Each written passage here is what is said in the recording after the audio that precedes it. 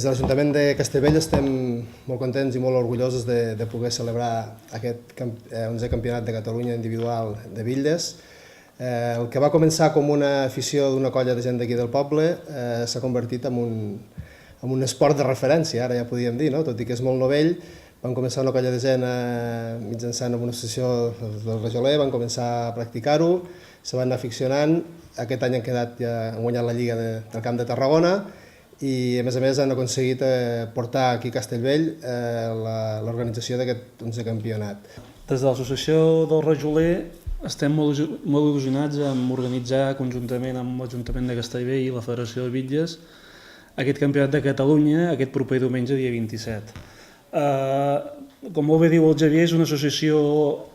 relativament jove que va néixer no fa més d'un any, amb la qual a dia d'avui estem al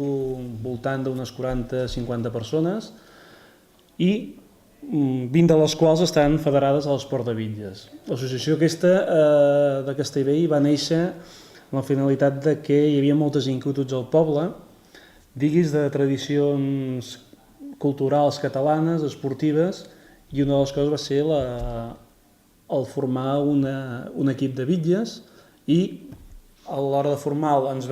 vam desbordar i en vam fer 2 d'equips de bitlles i arrel d'això, amb l'ajuda de la federació, vam poder muntar la primera lliga del camp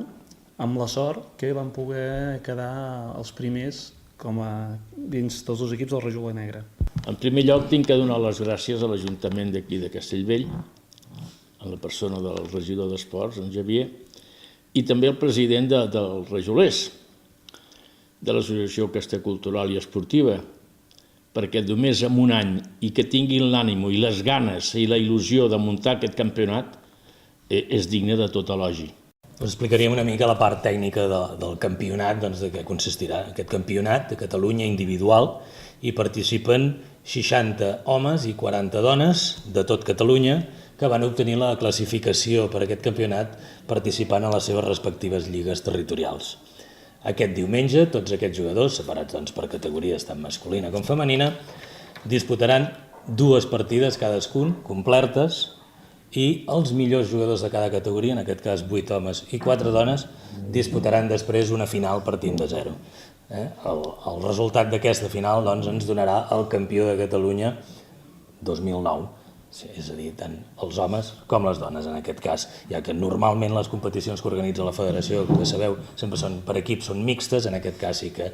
hi ha diferència en el campionat individual, la categoria masculina i categoria femenina.